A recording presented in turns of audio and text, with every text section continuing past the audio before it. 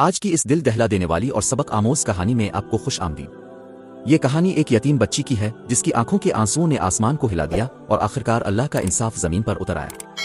سوچئے جب ایک کمزور اور بے سہارا بچی پر ظلم ہوتا ہے تو کیا واقعی اللہ خاموش رہتا ہے؟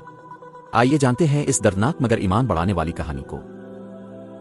ایک چھوٹے سے گاؤں کے کچے مکان میں ایک ماں اور اس کی کم عمر بیٹی رہتی تھی۔ ان کا گھر بہت سادہ تھا، مٹی کی دیواریں، ٹوٹا ہوا دروازہ اور ایک چھوٹی سی کھڑکی جس سے دن کی روشنی اندر آتی تھی۔ بچی کا نام عائشہ تھا۔ وہ صرف 10 سال کی تھی مگر اس کی آنکھوں میں بچپن سے زیادہ فکریں نظر آتی تھیں۔ اس کے والد کئی سال پہلے ایک حادثے میں وفات پا چکے تھے اور اب اس کی ماں ہی اس کا سہارا تھی۔ ماں دن بھر لوگوں کے گھروں میں کام کرتی تاکہ شام کو بیٹی کے لیے 2 وقت کی روٹی لا سکے۔ عائشہ اپنی ماں سے بہت محبت کرتی تھی۔ جب ماں تھکی ہاری گھر آتی تو عائشہ اس کے پاؤں دباتی اور کہتی، امی آپ فکر نہ کریں، جب میں بڑی ہو جاؤں گی تو آپ کو کبھی کام نہیں کرنے دوں گی۔ ماں یہ سن کر مسکرا دیتی مگر اس کی آنکھوں میں چھپا خوف عائشہ نہیں دیکھ پاتی تھی۔ ایک دن اچانک ماں کی طبیعت بہت خراب ہو گئی۔ پہلے تو عائشہ نے سمجھا کہ شاید تھکن کی وجہ سے ایسا ہوا ہے مگر رات ہوتے ہوتے ماں کو تیز بخار ہو گیا۔ گھر میں نہ دوائی تھی نہ پیسے۔ عائشہ نے گھبرا کر پڑوس میں جا کر مدد مانگی مگر کسی نے سنجیدگی سے اس کی بات نہ سنی۔ آخرکار ایک بوڑھی پڑوسن کو ترس آ گیا اور وہ ماں کو دیکھنے آئی۔ اس نے آہ بھری اور کہا، بیٹی تمہاری امی کو فوری ڈاکٹر کی ضرورت ہے ورنہ حالت بگڑ سکتی ہے۔ یہ سن کر عائشہ کا دل زور زور سے دھڑکنے لگا۔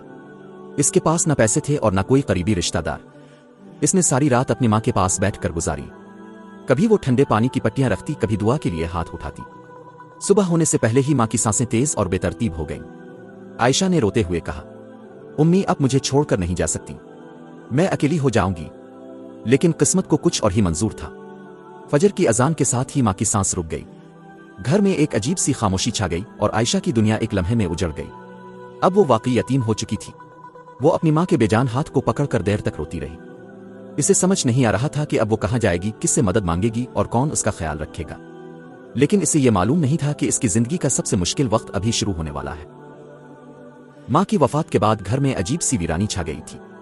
کل تک جس گھر میں ماں کی آواز گونجتی تھی آج وہاں صرف خاموشی تھی اور ایک معصوم بچی کی سسکیاں۔ گاؤں کی چند عورتیں آئیں، انہوں نے مل کر عائشہ کی ماں کو غسل دیا اور کفن دفن کا انتظام کیا۔ عائشہ ایک کونے میں بیٹھی یہ سب دیکھتی رہی۔ اسے ایسا لگ رہا تھا جیسے یہ سب کسی اور کے ساتھ ہو رہا ہو، اس کے ساتھ نہیں۔ جب ماں کو دفن کرنے کے لیے لے جایا گیا تو عائشہ قبرستان تک پیچھے پیچھے گئی۔ وہ قبر کے پاس کھڑی روتی رہی اور بار بار کہتی، امی مجھے بھی ساتھ لے جائیں، میں اکیلی کیسے رہوں گی۔ لوگوں نے اسے تسلی دی مگر اس کے دل کا درد کوئی کم نہ کر سکا۔ چند دن تک پڑوسیوں نے کھانا دے دیا مگر آہستہ آہستہ سب اپنے اپنے کاموں میں مصروف ہو گئے۔ اب عائشہ کے لیے کوئی باقاعدہ سہارا نہیں تھا۔ اسی گاؤں میں اس کا ایک چچا بھی رہتا تھا جو کافی مالدار تھا۔ لوگوں نے مشورہ دیا کہ عائشہ کو اس کے پاس رہنے کے لیے بھیج دیا جائے۔ عائشہ ڈرتے ڈرتے اپنے چچا کے گھر پہنچی۔ بڑا سا پکا مکان، صحن میں فرنیچر اور نوکر چاکر، یہ سب اس کے لیے نیا تھا۔ اس نے دروازہ کھٹکھٹایا۔ چچا باہر آئے اور اسے دیکھ کر چونک گئے۔ تم یہاں کیا کر رہی ہو؟ انہوں نے سخت لہجے میں پوچھا۔ عائشہ کی آنکھوں میں آنسو آ گئے۔ اس نے دھیمی آواز میں کہا، چچا امی اب دنیا میں نہیں رہے، میں اکیلی ہو گئی ہوں۔ چچا کچھ لمحے خاموش رہے، پھر انہوں نے اسے اندر آنے دیا مگر ان کے چہرے پر ناگواری صاف نظر آ رہی تھی۔ چچی کو جب پتہ چلا کہ عائشہ اب ان کے گھر رہے گی تو وہ ناراض ہو گئی۔ وہ اکثر عائشہ کو تانے دیتی، ہم نے تمہیں پالنے کا ٹھیکہ نہیں لیا ہوا۔ اب عائشہ کا دن گھر کے سارے کام کرتے ہوئے گزرتا، برتن دھونا، جھاڑو لگانا، پانی بھرنا۔ اسے اسکول جانے کی اجازت بھی نہیں تھی۔ رات کو وہ تھکی ہاری ایک کونے میں سو جاتی اور چپکے سے اپنی ماں کو یاد کر کے روتی۔ ایک دن اس نے ہمت کر کے چچا سے کہا، چچا ابو نے جو چھوٹا سا گھر چھوڑا تھا کیا وہ اب بھی ہمارا ہے؟ چچا کا چہرہ بدل گیا۔ انہوں نے سختی سے جواب دیا، وہ گھر اب میرے نام ہے۔ تمہارے ابو نے مجھ پر قرض چھوڑا تھا، اس کے بدلے میں نے وہ گھر لے لیا۔ عائشہ کو یہ بات سمجھ نہیں آئی مگر اسے محسوس ہوا کہ اس کے ساتھ کچھ غلط ہو رہا ہے۔ اس رات وہ سجدے میں گر کر بہت روئی اور پہلی بار دل سے اللہ سے شکایت کی، اللہ اگر تو سب دیکھ رہا ہے تو پھر میرے ساتھ ایسا کیوں ہو رہا ہے؟ اسے معلوم نہیں تھا کہ اس کی یہی دعا آسمان تک پہنچ چکی ہے اور اللہ کا انصاف جلد ظاہر ہونے والا تھا۔ عائشہ کی دعائیں اب اس کی زندگی کا واحد سہارا بن چکی تھیں۔ ہر رات وہ خاموشی سے سجدے میں جاتی اور اللہ سے فریاد کرتی کہ اسے اس ظلم سے نجات دے۔ چچا اور چچی کا رویہ دن بدن سخت ہوتا جا رہا تھا۔ وہ اسے گھر کی نوکرانی سے بھی بدتر سمجھتے تھے۔ ذرا سی غلطی پر ڈانٹتے، کبھی کبھار مار بھی دیتے۔ ایک دن گاؤں میں ایک سرکاری اہلکار آیا جو یتیم بچوں اور ان کی جائیداد کے معاملات کی جانچ کر رہا تھا۔ وہ لوگوں سے معلومات اکٹھی کر رہا تھا کہ کہیں کسی یتیم کے ساتھ ناانصافی تو نہیں ہو رہی۔ کسی پڑوسی عورت نے آہستہ سے اس اہلکار کو عائشہ کے بارے میں بتا دیا۔ اہلکار نے فوراً چچا کے گھر جانے کا فیصلہ کیا۔ اگلے دن وہ چچا کے دروازے پر کھڑا تھا۔ چچا نے اسے عزت سے اندر بلایا کیونکہ وہ نہیں جانتے تھے کہ یہ آدمی کس مقصد سے آیا ہے۔ اہلکار نے نرم مگر سنجیدہ لہجے میں پوچھا، کیا آپ کے بھائی کا انتقال ہو چکا ہے اور ان کی ایک بیٹی آپ کے پاس رہتی ہے؟ چچا کے چہرے کا رنگ اڑ گیا مگر انہوں نے خود کو سنبھالتے ہوئے کہا، جی ہاں، ہم اس کا بہت خیال رکھتے ہیں۔ اسی دوران عائشہ اندر سے پانی کا گلاس لے کر آئی۔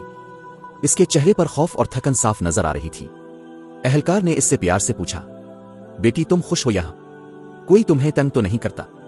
عائشہ پہلے تو خاموش رہی کیونکہ اسے چچی کی دھمکیاں یاد آ رہی تھیں، مگر پھر اس کی نظر کھڑکی سے آتے سورج کی روشنی پر پڑی اور اسے اپنی ماں کی بات یاد آئی، بیٹی سچ ہمیشہ بولنا، اللہ سچ بولنے والوں کے ساتھ ہوتا ہے۔ اس کی آنکھوں میں آنسو آ گئے اور اس نے ہمت کر کے سب کچھ سچ سچ بتا دیا، گھر چھین لینے کی بات، مار پیٹ اور اسکول نہ جانے دینے کا دکھ۔